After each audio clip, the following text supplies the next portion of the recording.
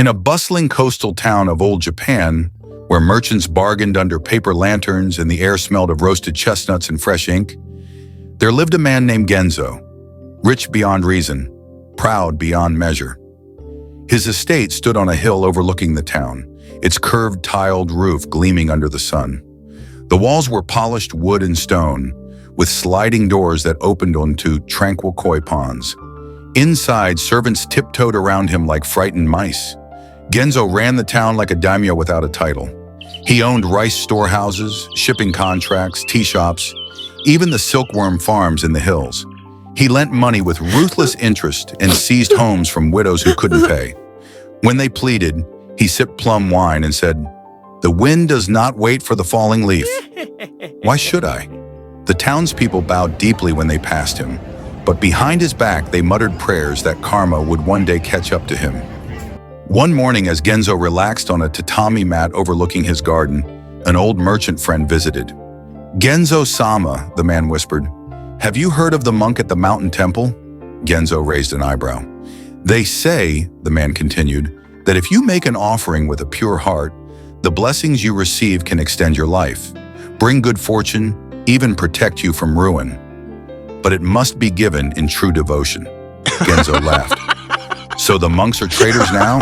Finally speaking my language. The very next morning, Genzo set out for the temple, not humbly, but like a warlord returning from battle. His retinue included servants carrying chests of koban coins and silk bundles. Musicians played taiko drums as they marched through the village, startling chickens and drawing curious stares. The mountain temple was quiet when they arrived. Moss-covered stones lined the path. Wind rustled the pine trees. The air smelled of cedar, incense, and rain that had fallen the night before.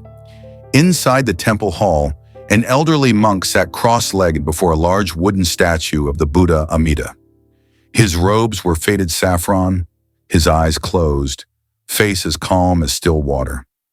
Genzo stepped forward, chest puffed out. "Revered monk," he said, loud enough for all to hear, "I've brought a generous donation. I seek a long life, greater wealth, and protection from misfortune. I trust the Buddha will favor my offering." The monk opened his eyes. His gaze was gentle but piercing. "You have no merit," he said. Genzo blinked. "What did you say?" "You have no merit," the monk repeated, like the wind repeating a truth the mountain already knew. Genzo's brow furrowed. "How dare you? Do you see how much I've given? This gold could rebuild every shrine in this province." The monk said calmly, "When you give with the hope of gain, you are not giving. You are bargaining." Genzo's voice rose. "Then what would you have me do? Give even more?" The monk replied, "If your giving is poisoned by desire, no amount will purify it. When people pray and receive what they want, they only crave more. When they do not, they become bitter. This is the wheel of suffering. Peace comes when you give without wanting." Genzo scoffed. "Then why give at all?" The monk looked toward the Buddha. "To purify your heart, to serve others without needing anything in return, not to bribe the gods, not to purchase salvation." Enraged, Genzo turned on his heel and stormed out, gold clinking in the baskets behind him. "The monk is mad," he muttered, "jealous of what he'll never have." Life went on, but the gods, or karma, were listening. Weeks later, a stranger arrived from Eto, finely dressed and soft-spoken. He claimed to be a merchant close to the shogunate, offering Genzo an exclusive trade in rare Chinese jade. The returns, he promised, would be enormous. Tempted, Genzo sent ships loaded with silver, silk, and spices. The deal was sealed with sake and handshakes, but no jade arrived. No ships returned. The merchant disappeared. His documents were false. The warehouse he claimed to own had never existed. Genzo had been tricked. He stared blankly at the empty ledger in his study. His treasures, his investments, his riches, gone. He neither ate nor spoke for days. His estate grew quiet. Servants walked as if in mourning. One night, the flame of a single oil lamp danced beside him. And then through the silence came the monk's voice, unbidden but clear. "You have no merit." He remembered the monk's words. "When you ask and receive, you want more. When you ask and do not receive, you suffer. It is karma, not the Buddha, who returns what you give to the world. A deep ache spread through Genzo's chest. He wept, not for the gold, but for the truth. The years he had spent feeding his pride, the lives he had crushed under the weight of his greed. At dawn, he walked alone up the temple path.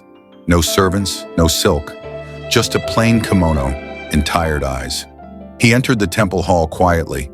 The monk still sat in the same place, as if no time had passed. Genzo knelt, forehead to the floor. "You were right," he said. "I gave like a merchant, not a man. I've lost everything. But maybe that loss is my first true gift." He looked up, tears in his eyes. "I want to give not for gain, but for peace. Not for blessings, but to ease the weight I've carried." The monk placed a hand on Genzo's shoulder. "Then your path has begun." From that day, Genzo changed. He visited the poor in their tiny homes, bringing rice and medicine. He built a well in the lower district where the farmers lived. He returned the land he had taken and forgave debts without a word. He sat in the temple courtyard, teaching reading to children who'd never held a book. At first, people didn't trust it, but day by day, they saw the change was real. He laughed, not arrogantly, but softly. He ate, not feasts, but simple miso and pickles. He bowed, not with pride, but with reverence.